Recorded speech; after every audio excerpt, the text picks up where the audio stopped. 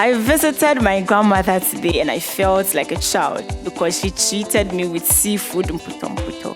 It's always been my delicacy and I'm sure Kwame would enjoy it once he comes around. I'm going to wow him with what I'm going to prepare today. I have with me here my secret spice, Onga, Mama's helping hand.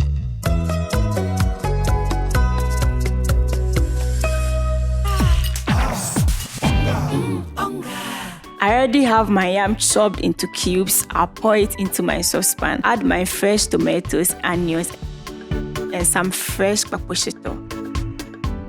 Add some water and turn on your fire. Now let's start seasoning the calamari with Onga 3 mix and Onga chicken. Mix it all up, add a little bit of water. I leave it for like 5 minutes for it to steam. My pepper, tomatoes, and onions are ready to blend. I'm going to blend it and I'll be right back. I have my blended mixture. I will gently pour it into my saucepan. Stir gently, make sure you mix everything together. Cover to cook for a few minutes. Now I start cooking my prawns. Alright, off it goes into the pot. Cook for a few minutes. Once it turns into a pinkish color, you take it out. Let's check on our yam. Oh, this looks good. Now we dish some into our earthenware bowl.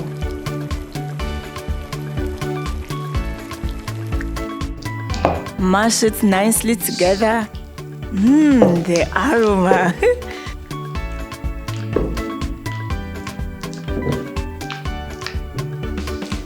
Now we put it back into our saucepan and mix all together.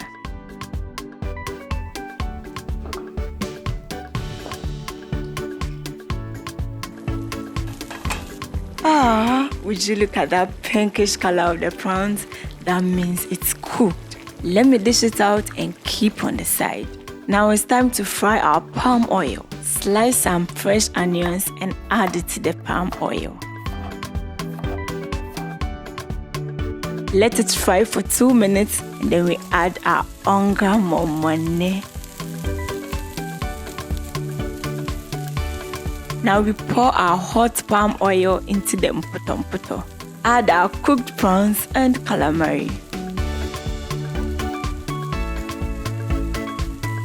Crush some Mpotompoto to give it that aroma. I'm going to mix it all together. Let it cook for 3 minutes and then I'll serve you with my seafood Mpotompoto.